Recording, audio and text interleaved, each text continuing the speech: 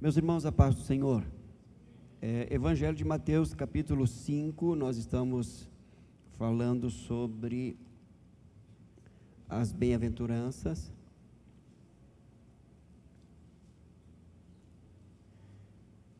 E elas trazem características do que diz respeito ao caráter cristão.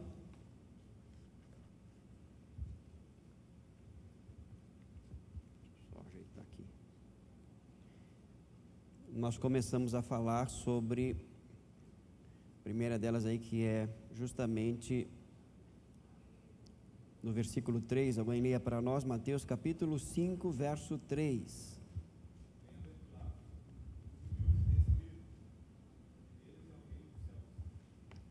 Nós damos início sobre essa primeira característica, né, falando sobre justamente a pobreza de espírito, né, que é alguém que reconhece a sua necessidade diante de Deus, e que por reconhecer essa realidade vai em busca do Senhor, e tem como, dentre outras características, o quebrantamento, a contrição, né, a disposição de buscar ao Senhor de fato e se deixar ser trabalhado, né. Vimos alguns textos também, e eu acho que nós paramos em Isaías. Então vamos lá, alguém leia para nós Isaías capítulo 61, versos 1 e 2. Isaías 61, 1 e 2.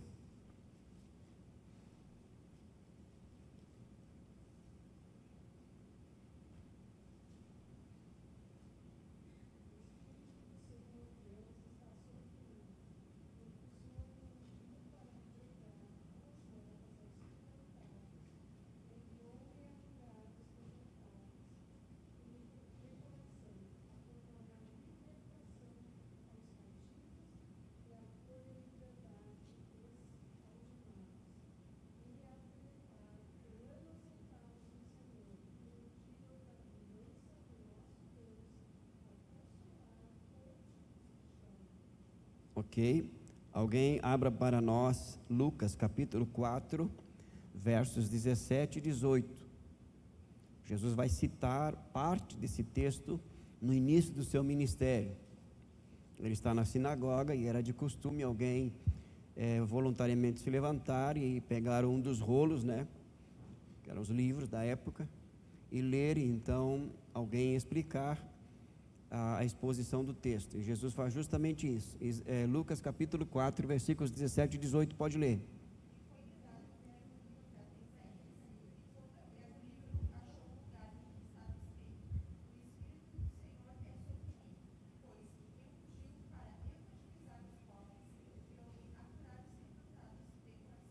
Ok? Observem que ele para por aí, tá? E ele fala até ali o ano aceitável do Senhor, que é o ano do perdão, tá? Porque o dia da vingança, tá? O dia da vingança é o dia do Senhor, tá? Esse dia da vingança aí é o dia na verdade não é um dia, não, são 7 anos da grande tribulação, e esse é o dia da vingança, tá? Então por isso que ele para no texto aí, falando só sobre o ano aceitável do Senhor. Ok? Lição 4, perdão, lição número 4, tá? Nós estamos falando sobre, na página 28, as características do caráter cristão nas bem-aventuranças.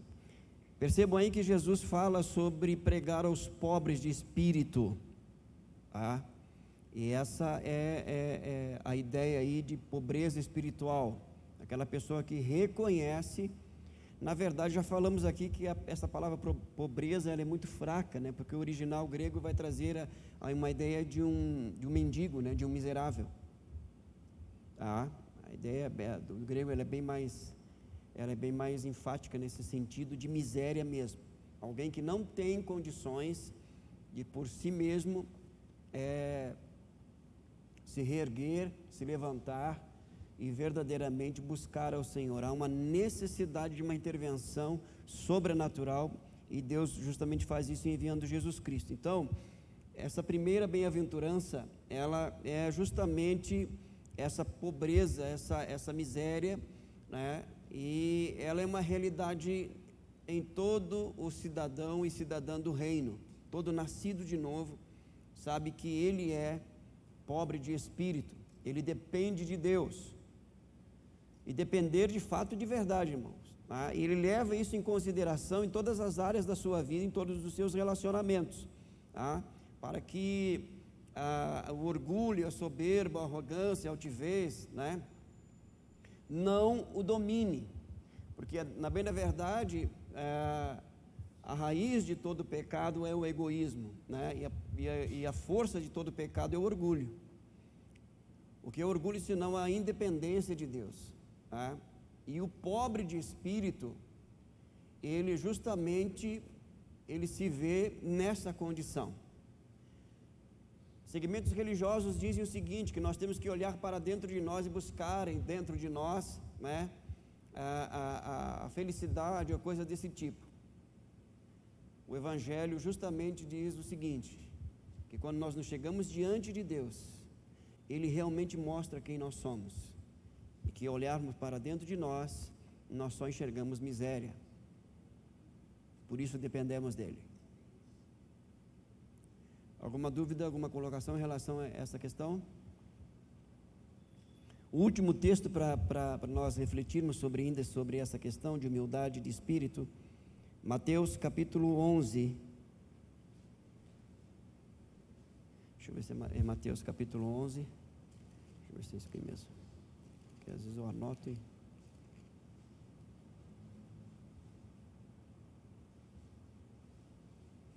Ok, Mateus capítulo 11, versos 4 e 5.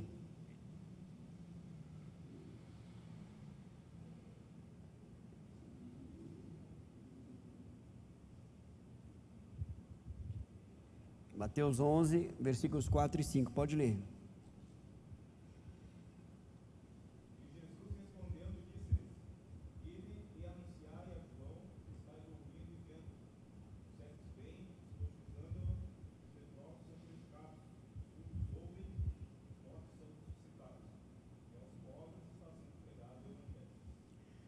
Percebam que se repete nos lábios de Jesus essa expressão de anunciar o Evangelho aos pobres de espírito, aos miseráveis.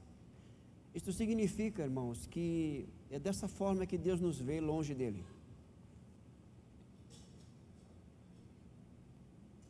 Isso também significa que o seu amor para conosco, Ele se manifesta na sua compaixão, Ele se compadece de nós, por isso Ele enviou Jesus.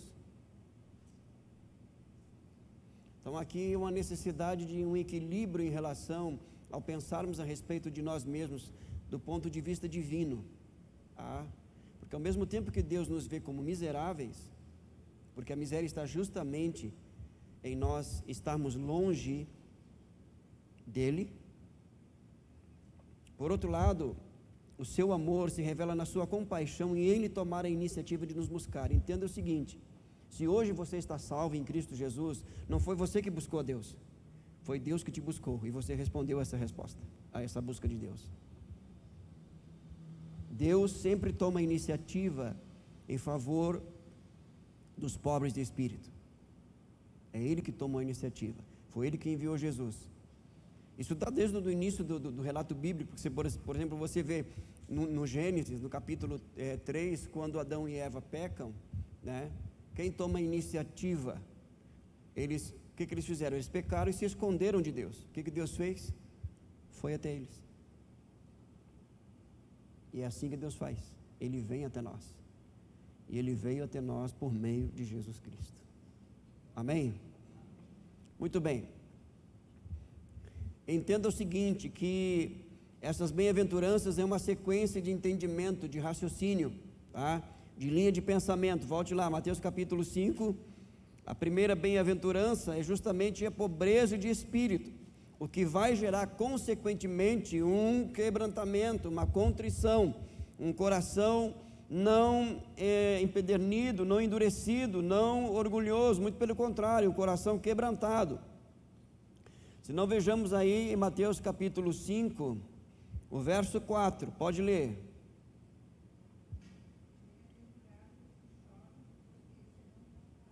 Então, bem-aventurados que choram, tá? E esse choro aí, ele está ligado com a primeira bem-aventurança. Então, não é o choro do sofrimento, seja por qualquer situação, não é o choro do luto, tá? Esse choro aqui, ele está ligado diretamente à primeira bem-aventurança. Então nunca faça uma aplicação desse choro aqui, bem-aventurados que choram, você está chorando, bem-aventurados os que choram e Deus vai te consolar. Dá para aplicar? Você vai distorcer o texto, vai perder o sentido, mas até dá. Porque tem outros textos para que a gente possa usar. E alguém que está chorando, por exemplo, está num momento de tribulação, de adversidade, de luto, né, vivendo qualquer outro tipo de sofrimento. Existem outros textos que vão se encaixar de uma forma mais direta nessa realidade, até porque Deus é o Deus de toda a consolação, amém? Mas esse choro aqui, ele é um choro específico, ele está intimamente ligado à primeira bem-aventurança. Quando eu entendo e compreendo, os meus olhos se abrem para a minha miséria, o quão miserável eu sou, o próprio Espírito de Deus produz em mim também quebrantamento, contrição, arrependimento. Este choro aqui é choro de arrependimento. Eu choro pela minha miséria e eu choro pela miséria dos outros. Eu choro pelos meus pecados e pode falar? Sim, também é um choro de gratidão, tá? Mas no início ou na sua essência é um choro de quebrantamento e de contrição. Lógico, porque aí o que acontece? A sua colocação não está errada, porque vocês percebam que toda bem-aventurança tem duas partes, né? Por exemplo aqui, verso 4, bem-aventurados que choram, por quê? Serão consolados. Então aí entra a questão da alegria, né? Porque o consolo aqui é receber perdão mediante arrependimento. O choro aqui é entender que Deus olhou para esse miserável e não o desprezou, e não o rejeitou, e não desistiu dele. Isso é verdadeiro, irmãos, não é frase de efeito, é fato. Deus não nos rejeitou, Deus não nos abandonou, muito pelo contrário, Ele veio até nós na pessoa de Cristo Jesus.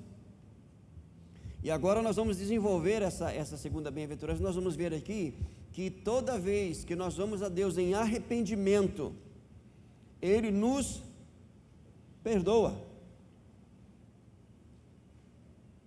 Mas o choro, ele faz parte e evidencia, entre outras coisas, o verdadeiro arrependimento. Porque eu já ouvi algumas pessoas falar, não, arrependimento não precisa de choro, entendeu? É uma questão da mente. Nós sabemos que arrependimento é mudança de mente e de atitude, mas isso diz respeito à ação do arrependimento, tá? Mas diante da nossa miséria e confissão, porque nós temos que buscar um nível de espiritualidade, irmãos, que nós vamos nos entristecer pelos nossos pecados. Escute uma coisa, se eu não me entristeço pelos meus pecados, eu não me entristeço e não me compadeço pelos pecados dos outros. Porque se eu fizer isso, será uma hipocrisia. Eu tenho que buscar um nível de comunhão, de intimidade com Deus, que Ele me capacite, né, me dê graça de verdadeiramente ter um coração tão quebrantado que eu choro pelos meus pecados. Eu não só confesso, eu não só peço perdão, porque aí entra o seguinte, irmãos, algumas pessoas confundem arrependimento com remorso.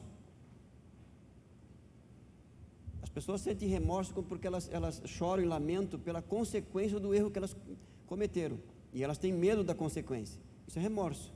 Arrependimento, independente da consequência do meu pecado, eu choro porque eu estou pecando contra um Deus santo e que me ama, e o meu pecado me afasta dele, e por isso eu choro, não é pela consequência. Isso é uma obra do Espírito de Deus em nós. Eu vou ler o que diz aqui na revista, na lição, depois nós vamos para alguns textos aqui. E se vocês continuarem em silêncio, eu vou continuar falando. Ou vocês estão entendendo tudo ou não estão entendendo nada. Mas vamos lá. Nos diz assim a lição: choro pela própria realidade espiritual. O mundo constantemente incita as pessoas a não chorar, como se fosse uma atitude de fraqueza, mas em Deus essa atitude demonstra muita virtude de coração. Entenda que o choro pelo pecado, pela iniquidade, pelas transgressões, pelo erro, diante de Deus é uma virtude, porque isso demonstra o quê? Quebrantamento. Isso é uma obra do Espírito de Deus em nós. O contrário também é verdadeiro. Não chorar pode caracterizar não quebrantamento. A busca intensa pelos prazeres e por enriquecimento, bem como a energia e o entusiasmo despendidos no entretenimento de pessoas, é expressão do grande objetivo da sociedade, que é evitar o choro. Viva sem arrependimentos. Essa é a máxima de uma sociedade sem Deus. Lembrei agora, eu estava vendo uma entrevista de uma pessoa muito famosa no Brasil, já com uma idade avançada, e ela falando sobre tudo que tinha feito na sua vida, aquela coisa toda, e se vangloriando de muita coisa. Em um determinado momento a entrevistadora perguntou: e você se arrepende de alguma coisa? Eu não me arrependo de nada, eu não tenho arrependimento. Uma coisa é você viver sem arrependimento, que coisa maravilhosa você não se arrepender de nada. Eu disse: de nada, não, eu não me arrependo de nada.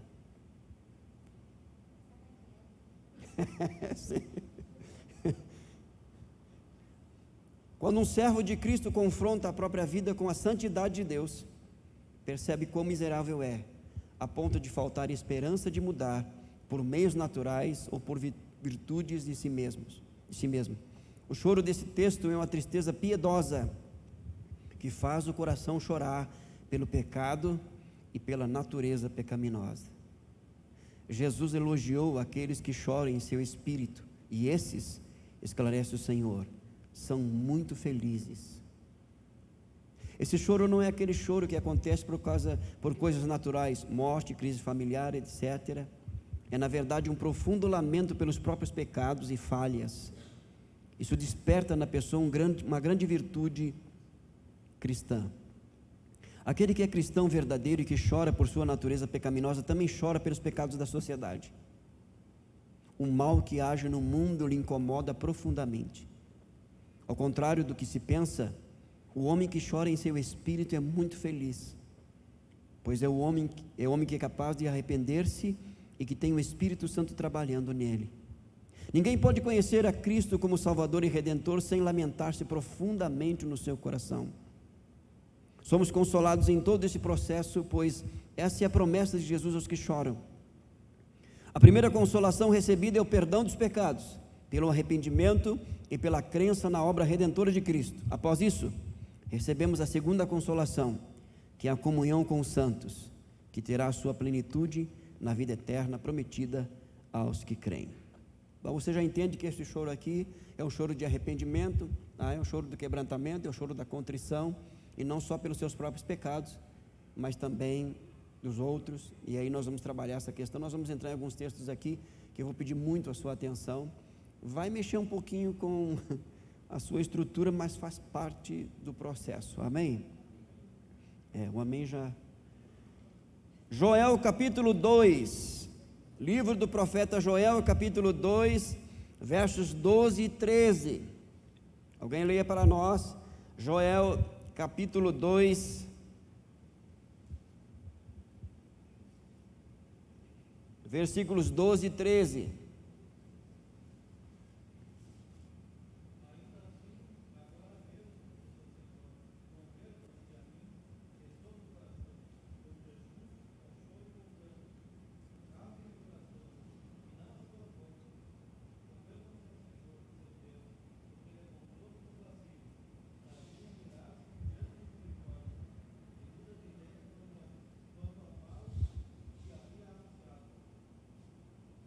Percebam aí que Deus dá a razão porque que devemos chegar diante dele em arrependimento, né? Porque ele perdoa, ele é compassivo, tá? Você tem que crer nisso. Aliás, você tem que crer nisso mais do que no seu pecado, entenda isso. porque o seu pecado não é maior do que a misericórdia, o amor e a justiça divina, não é. Se Deus diz que se você confessa o seu pecado, se arrepende, Ele perdoa, porque é assim. Ele perdoa mesmo, irmãos. Porque Ele é compassivo. Se Deus fosse só justiça, o primeiro pecado, Ele nos consumiria com a sua santidade. Mas Ele é misericordioso, Ele é compassivo. Tem um texto no Salmo 103 que diz que Ele é assaz benigno. Essa expressão assaz é amplamente benigno. Há uma amplitude na benignidade divina. Mas a condição para experimentar isso é o arrependimento. Percebam aí que Ele está chamando a atenção, porque é o seguinte: era muito comum naquela época, dentro da cultura religiosa da época, é o seguinte: a pessoa exteriorizar a sua tristeza de arrependimento rasgando a roupa. Isso se tornou algo meramente ritual, um ritual, uma cerimônia. Deixou de ser algo que brotava do coração, e por isso Deus fala através do profeta Joel: não rasguem o coração de vocês, não somente as vestes. Esse rasgar tem que vir do coração. E percebam aí que ele usa aí duas expressões, que elas não são sinônimas: choro e pranto, que há um nível de intensidade entre eles, o choro e o pranto. O pranto é o desespero, porque se Deus não me perdoar, eu estou eternamente perdido. Então não é um choro meramente programado, enfim, é algo que é verdadeiro, genuíno. Então Deus está chamando aí, pedindo para que o arrependimento seja verdadeiro. Irmãos, o arrependimento, ele é uma obra divina com a resposta humana, porque alguns dizem: não, o arrependimento, Deus concede o arrependimento. Não, Deus ordena o arrependimento e concede também.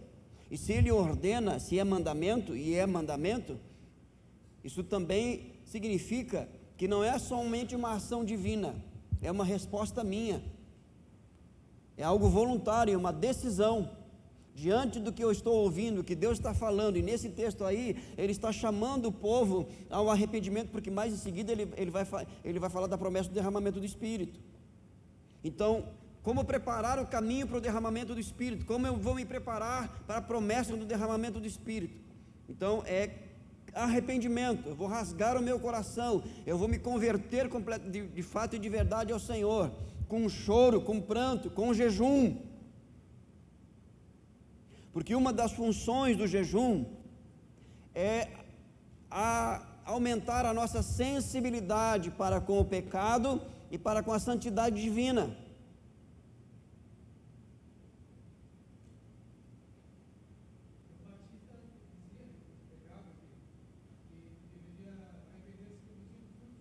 Exatamente, produzir fruto digno de arrependimento, né?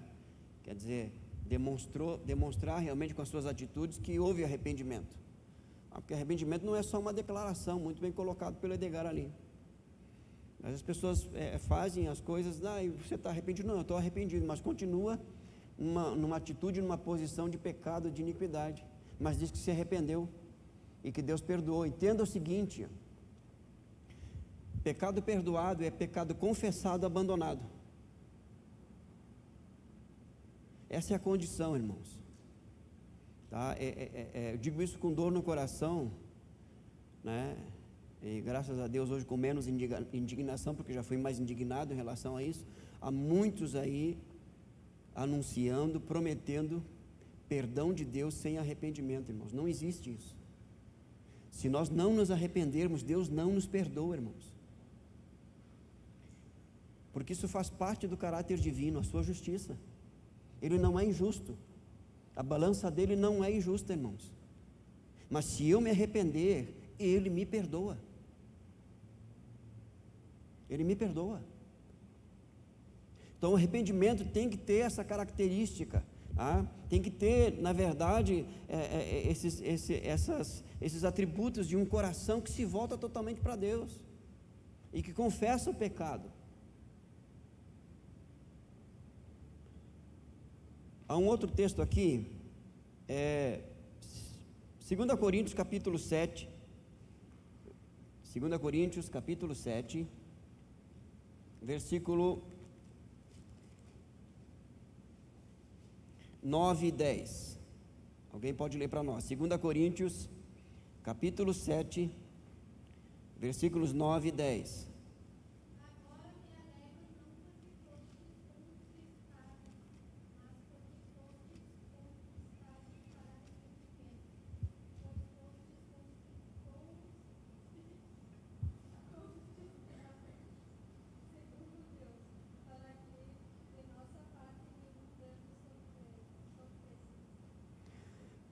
Percebam aí que Paulo está falando de duas tristezas em relação ao pecado.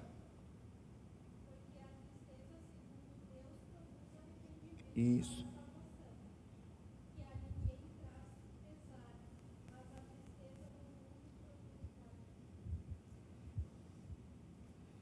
Então a tristeza, segundo Deus, produz arrependimento. E Paulo está tratando aqui de uma situação, irmãos, em que um irmão, nós vamos ver na primeira carta de Paulo aos Coríntios, um irmão pecou, tá? Ele cometeu um pecado, ele teve relação com a sua madrasta, aí ele foi disciplinado, tá? Ele foi disciplinado, e ele se arrependeu, ele se submeteu à disciplina e se arrependeu. Só que alguns irmãos da igreja não receberam, mesmo ele tendo se arrependido. E aí Paulo trabalha essa questão aí, tá? De que quando há arrependimento, deve haver perdão não só da parte de Deus, mas também da igreja. Quando há arrependimento, irmãos. Porque outra coisa que eu vejo aí por aí, muito comum, infelizmente, tá? De que pessoas que cometeram pecado, dizem que se arrependeram e pediram perdão e confessaram, continuam na prática do pecado. Consequentemente, biblicamente, eles não estão perdoados por Deus, mas muitos irmãos perdoam. Não, ele está perdoado, ela está perdoada. E se você colocar, não só no lugar de Deus, fruto, exatamente, isso, tem que acontecer, irmãos, ok? Mas essa tristeza aqui, ela produz arrependimento. E essa é a tristeza que Jesus está falando lá, bem-aventurados que choram. Ela produz isso, tá? Ela vai potencializar isso em nossas vidas. Agora olha só, outro texto, 2 Coríntios capítulo 12, verso 21.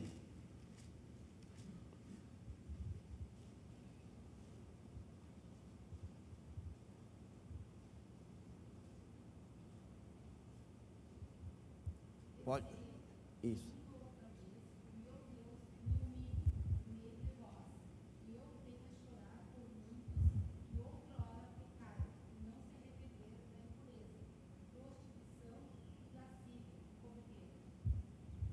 Paulo chora por aqueles que não se arrependeram.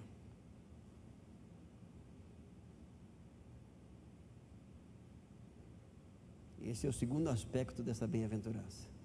Bem-aventurados que choram por aqueles que não se arrependem.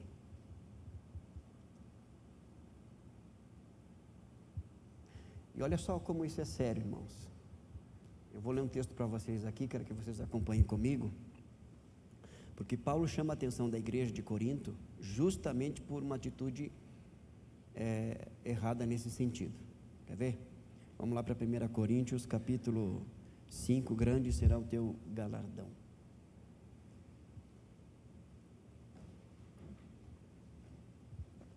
Olha só, vamos lá. Estou tratando desse assunto aqui de forma bem aberta, tá, irmãos? Sem rodeio. É o que a Bíblia. Então, se você tiver alguma dúvida, alguma questão, pode abrir aí, não tem problema não. Estou quase ouvindo a mente de alguns aqui. 1 Coríntios capítulo 5, você achou? Vamos lá, vou começar a ler aqui e você vai acompanhando. Ouve-se por aí que entre vocês existe imoralidade tal como não existe nem mesmo entre os gentios. Você está falando para a igreja aqui, tá? Não está falando para mundano não, para a igreja. Isto é, que alguém se atreva a possuir a mulher do seu próprio pai. E vocês andam cheios de orgulho, quando deveriam ter lamentado e tirado do meio de vocês quem fez uma coisa dessas. Percebam aqui que Paulo está ensinando a igreja a trabalhar justamente essa questão da disciplina para que haja arrependimento, irmãos. Essa questão da disciplina, ela trabalha fortemente na santidade da igreja, é uma obra do Espírito. Se ela não acontecer, tanto por parte da liderança como por parte da igreja, a obra de santificação na igreja fica comprometida. Por quê? Eu cometo pecado. Cometi pecado, né? Não recebo disciplina nenhuma, em nome de, entre aspas, de um amor, né? E aí o fulano lá, mas para aí, se ele pode e não deu nada, então eu posso também.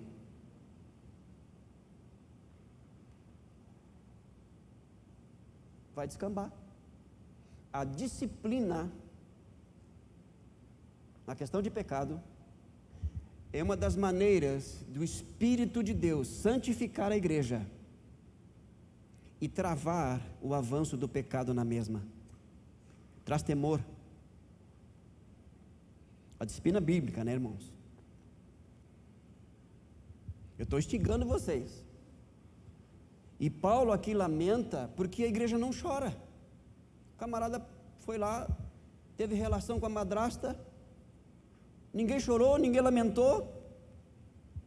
Muito pelo contrário, estava muito bem. Por quê? Porque olha só o que acontece. Os dons não cessaram por causa disso. A igreja de Corinto, no Novo Testamento, é uma das igrejas que mais se exercitou nos dons espirituais. E provavelmente esse casal estava lá, se exercitando nos dons também. Então alguns pensavam, não, mas se eles estão se exercitando nos dons, se os dons estão fluindo aqui no meio, então não foi tão grave assim, porque senão Deus iria cancelar os dons. Irmão, não tem nada a ver uma coisa com a outra. Dom não tem nada a ver com caráter. Tem gente que fala em línguas, que profetiza, expulsa demônio, e o texto sagrado diz que Jesus falou no sermão, no final desse sermão, no capítulo 7, vão chegar naquele dia e vão dizer, Senhor, em teu nome eu fiz. Sim, você fez em meu nome, mas eu não te conheço. Você está condenado eternamente, porque você vivia na prática do pecado.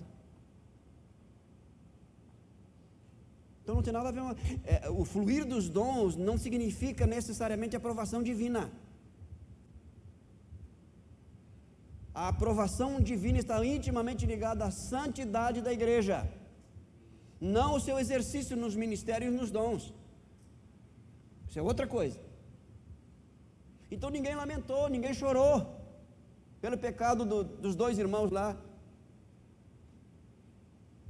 Verso 2: e vocês andam cheios de orgulho, quando deveriam ter lamentado e tirado do meio de vocês quem fez uma coisa dessas. Eu, na verdade, ainda que fisicamente ausente, mas presente em espírito, já sentenciei, como se estivesse presente o autor de tal infâmia. Em nome de nosso Senhor Jesus, reunidos vocês e o meu espírito, com o poder de Jesus nosso Senhor, que esse tal seja entregue a Satanás para a destruição da carne, a fim de que o espírito seja salvo no dia do Senhor. Olhe para mim. O que significa entregar a Satanás? O processo de disciplina é o seguinte, está lá em Mateus capítulo 18, se não me foge a memória. Deixa eu ver, vamos lá, para a gente entender. Eu quero que você me acompanhe nesse raciocínio. Como que se dá a disciplina?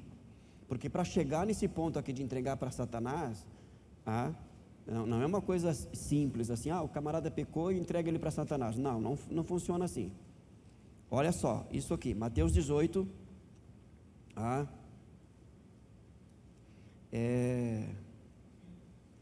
partir do verso 15. Obrigado, Edgar.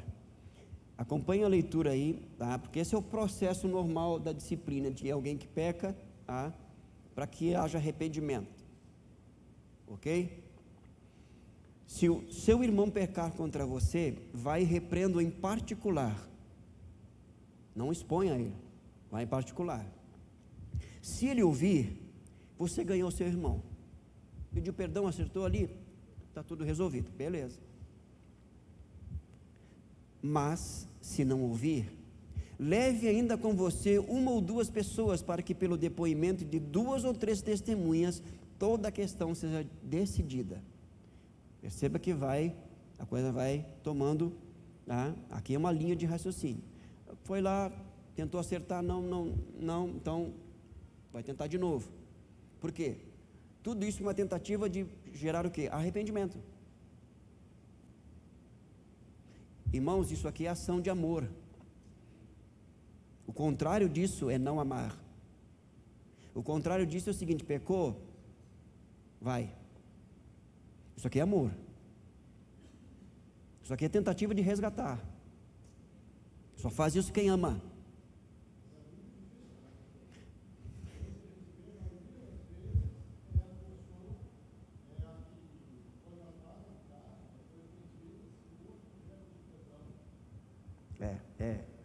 É verdade.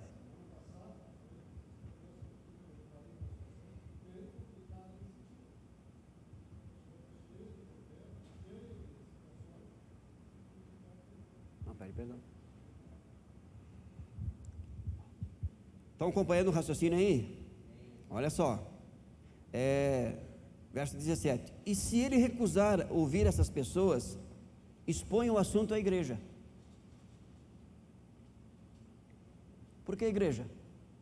Porque a igreja é a família dele. Todo pecado é contra Cristo e contra o corpo de Cristo. Por isso que Paulo vai trabalhar lá, capítulo 11 de 1 Coríntios, para participar da ceia tem que discernir o corpo. Isso aqui é discernir o corpo, irmãos. Eu faço parte do corpo, eu não posso pecar contra Deus e contra o corpo e achar que está tudo bem, não aceitar a disciplina, entendeu? Eu estou ferindo o corpo de Cristo, eu não estou ferindo só a Cristo. Eu estou trazendo escândalo para os meus irmãos, eu estou indignando outros, eu estou promovendo desvio para outros. Olha como é sério essa questão. Um irmão, imagina um líder, um pastor, a abrangência que isso tem, irmãos. Não, é a igreja mesmo. Boa pergunta, é o corpo, traz para a igreja.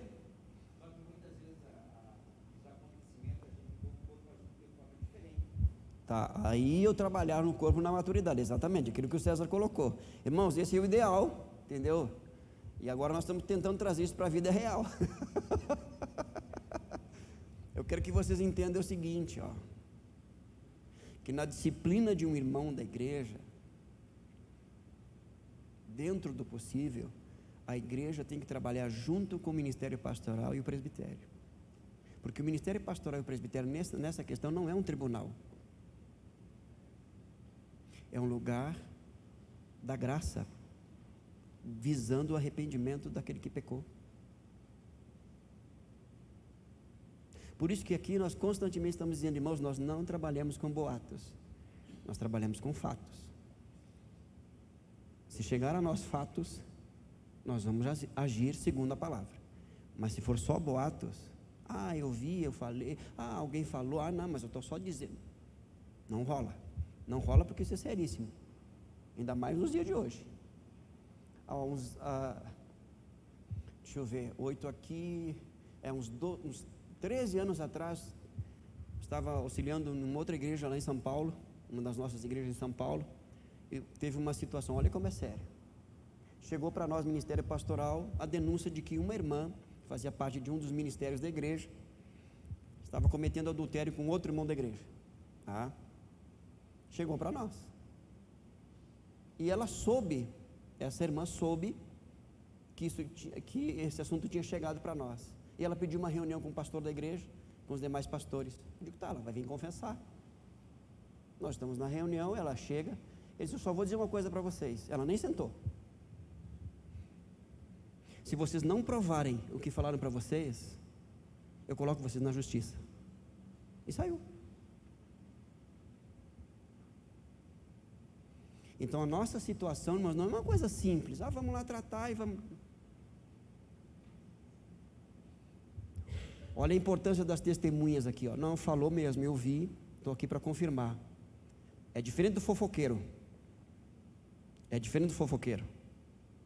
o que semeia intrigas, que Provérbios fala que é a 7ª coisa que Deus abomina, que Deus odeia, o que semeia contenda entre os irmãos. Ei, eu vi e tal.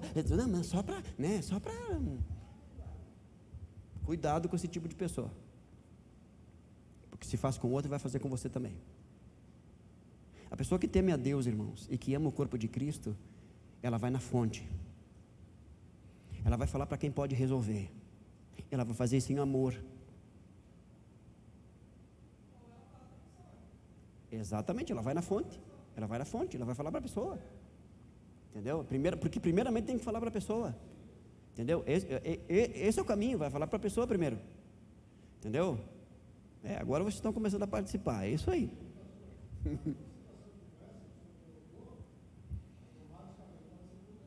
Lógico, sim. Sim. Sim. Exatamente. Sim. E de fato nós conseguimos fatos e provas, né? E aí chamamos, né? E ela nos submeteu à disciplina, disciplinamos, nos submeteu, excluímos, né? Mas com provas, nós estávamos bem seguros disso. Infelizmente, tomou esse rumo, infelizmente. E se eles se recusaram a ouvir as pessoas, exponham o assunto à igreja. E se eles se recusaram a ouvir também a igreja, considerem como gentio e publicano, tá? A questão do Ademir ali, a igreja é a liderança, tá? É a liderança, mas essa liderança, é que aqui, a igreja se reunia, né? Como nós temos o culto de membros, ela se reunia para tratar desses assuntos também, embora era conduzido pela liderança, mas esses assuntos vinham, né? Para serem tratados com o objetivo de restaurar o pecador, ok? Isso, através da liderança, exatamente. Agora vejam só o processo. Se eles se recusaram a ouvir as pessoas, exponham a igreja. Se eles se recusaram a ouvir a igreja, considere como gentil e publicano. Essa expressão gentil e publicano é quem está fora do corpo, não faz parte da igreja. Agora olha como isso é sério. Jesus fala: em verdade lhes digo que tudo que ligarem na terra terá sido ligado nos céus, e tudo que desligares na terra terá sido desligado no céu. Em verdade também lhes digo que se 2 de vocês sobre a terra concordarem a respeito de qualquer coisa que vier a pedir, isso será concedido por meu Pai que está nos céus. Porque onde estiverem 2 ou 3 reunidos em meu nome, ali eu estou no meio deles. Esse texto pode ser usado para oração? Pode. Mas o texto não está falando sobre oração. Ele está falando o seguinte: nós reunimos aqui a liderança, chamamos, não resolveu, fulano foi lá e falou, não resolveu, levamos mais 2 testemunhas, não resolveu, trouxemos para a igreja aqui, não resolveu, então nós vamos excluir. Está sendo ligado aqui, está sendo ligado no céu, tem aprovação divina, a coisa não está solta, não é um sistema religioso, irmãos, não é coisa da igreja, é divino. Olha como é sério. Se nós desligarmos aqui, está desligado lá. Não, mas eu vou para outra igreja. Pode ir. Se vai nessa condição, você vai em pecado, e vai continuar em pecado. Aí eu faço uma observação para vocês, porque eu sei que está subindo na mente de muitos aí. Mas e fulano está lá e está bem? Está bem? Para quem que está bem? Se saiu daqui e não se arrependeu, continua em pecado, está condenado. É o Wesleyana que está dizendo, não é a palavra. Mas olha só como está bem para quem? Está bem para um sistema religioso que não leva em consideração a palavra divina. Olha como isso é sério, irmãos. Pouco tempo atrás alguém chegou para mim e disse assim: pastor, você ouviu fulano lá, né? E como está bem? Está muito bem, mas está uma maravilha. Está bem perdido, falei.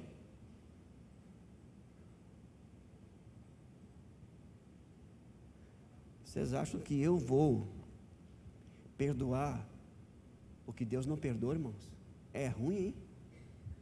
É muito ruim.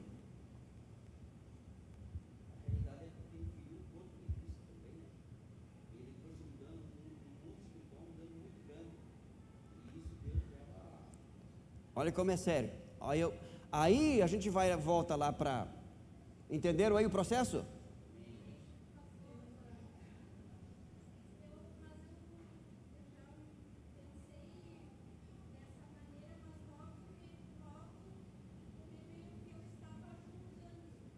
Sim, você está julgando.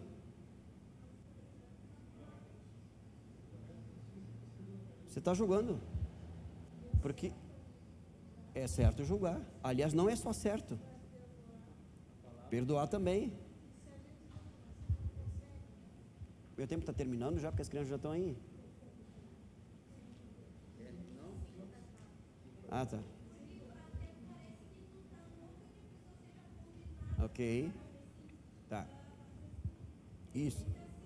Tá, eu quero ouvir vocês. Quero ouvir vocês, porque foi o que eu ouvi. O senhor está julgando, sim, estou julgando. Mas o senhor não é Deus, não. Mas Deus me concedeu essa autoridade. Não só a mim, como a igreja.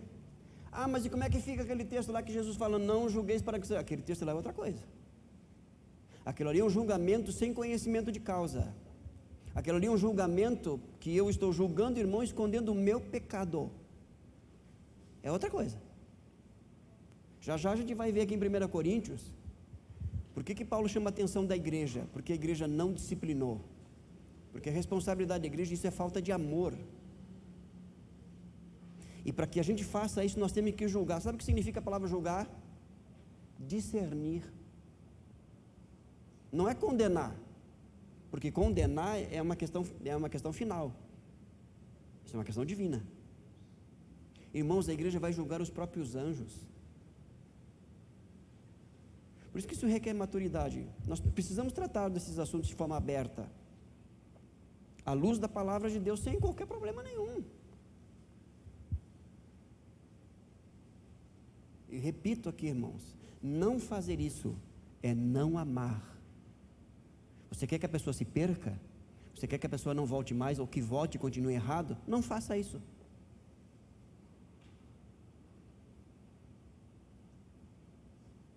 Não faça isso.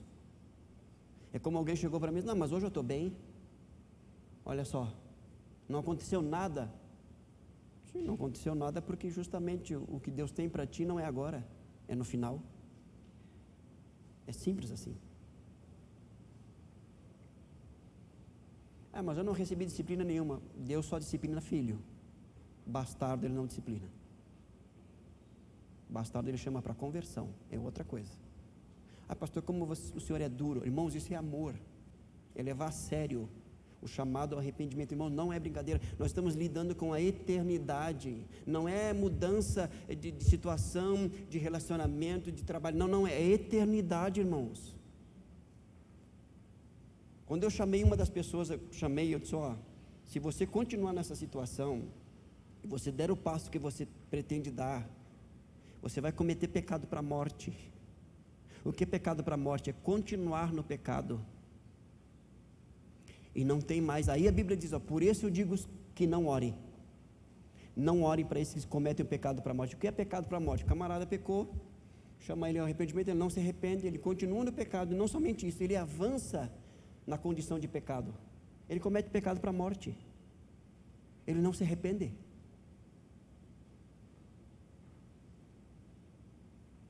Você quer um exemplo disso? Eu desenho para vocês aqui.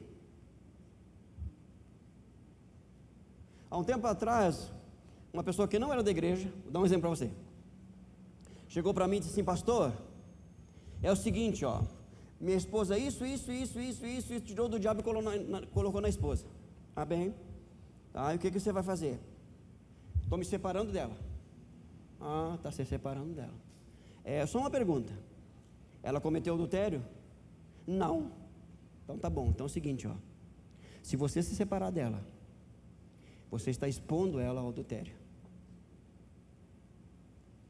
E se você casar com alguém, você comete adultério. Quem casar contigo comete adultério. Nessa situação tu tem duas opções, só duas. Ou tu volta para tua esposa, ou tu fica solteiro para o resto da vida. Ah, mas eu sou muito novo, tinha que ter pensado nisso antes. Casamento não é troca de camisa, é aliança. Aí eu abri a Bíblia para ele. Está aqui, ó. Se tu casar, acabou. Ah, mas depois eu me arrependo. Negativo. Arrependimento é fruto. Como é que tu vai dar fruto digno de arrependimento? Ah, eu deixei da minha mulher, agora casei com outra, eu estou arrependido. É ruim, hein? Você não tinha que ter casado.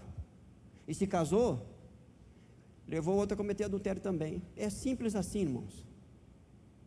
Pecado para a morte. Você está entendendo como é sério? Agora a pessoa vem para Cristo, ela não conhece o Evangelho, ela vem para Cristo, é outra situação. O novo nascimento anula tudo isso. O novo nascimento anulou. Ela nasceu de novo, ela estava na ignorância, não sabia. Agora, crente, o camarada já passou por 5, 6, está bem feliz. E é uma bênção, pastor. Você ouviu fulano cantar? Não, não escuto. Ah, mas é uma bênção. Sabia que ele está na quinta? Ai, nem tem problema.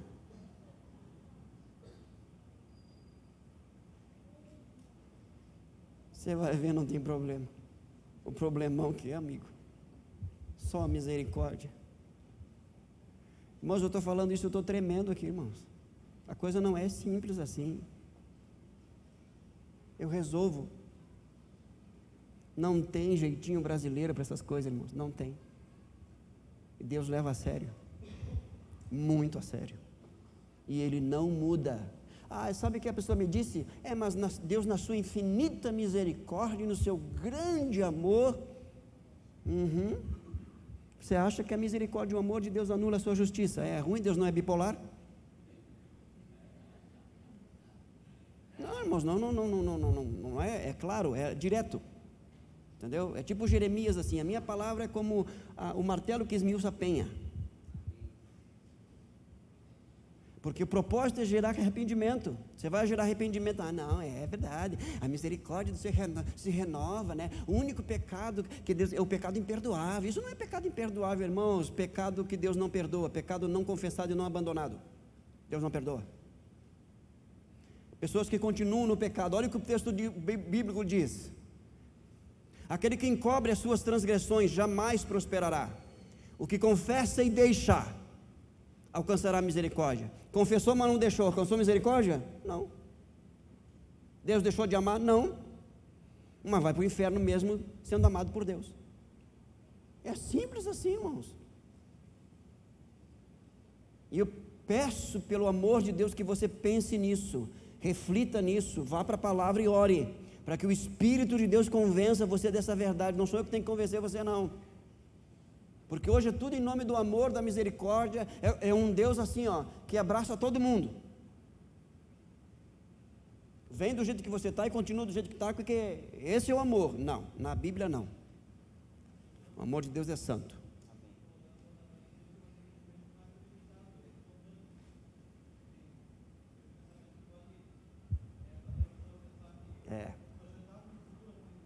Exatamente. Exatamente. Muito bem colocado. Que o arrependimento, ele não ele é espontâneo. Não é premeditado. Arrependimento é uma decisão, irmãos. Por isso que dureza de coração também é decisão.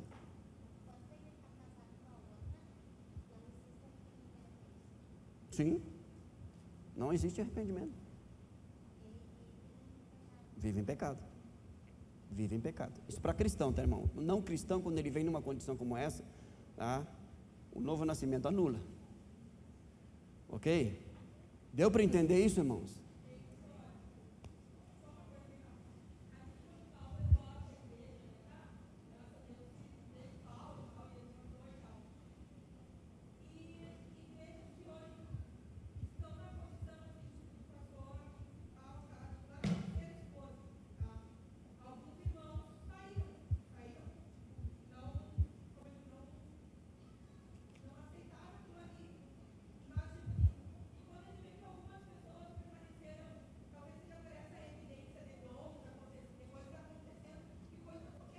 Sim, vai continuar acontecendo, vai.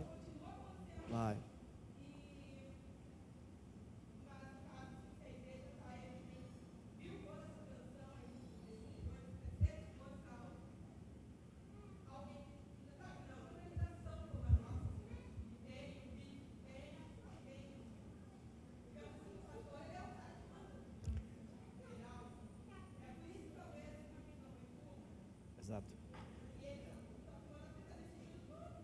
Eles são coparticipantes. A igreja é coparticipante disso. Ela vai dar conta. Porque é um corpo, né? Fica. Compromete. Sim, do corpo. Sim.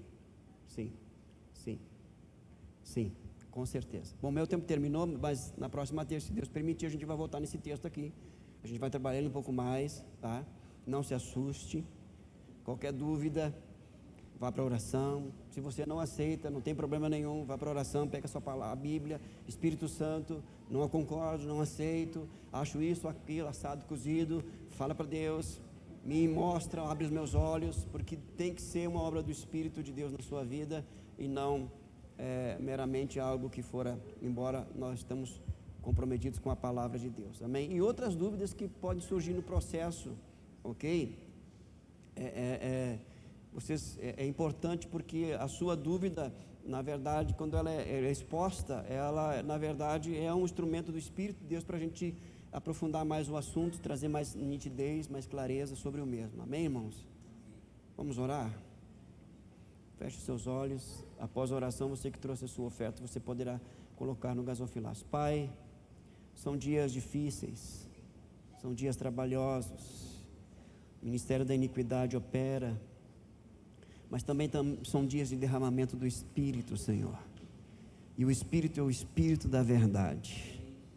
Ó Deus, dá-nos um coração cada dia mais e mais ensinável, Senhor, que se rende ao ensino, à instrução do Senhor, através da Tua palavra, e preserva-nos, ó Deus, em santidade, em retidão, em temor, e preserva-nos, ó Deus, em fidelidade a Ti e a Tua palavra.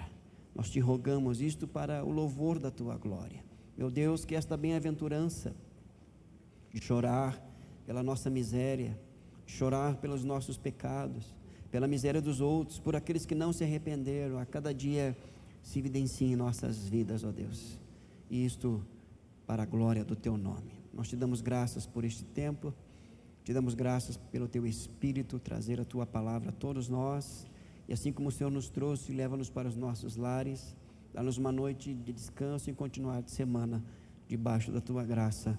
Em Cristo Jesus oramos, amém. Que o Senhor te abençoe.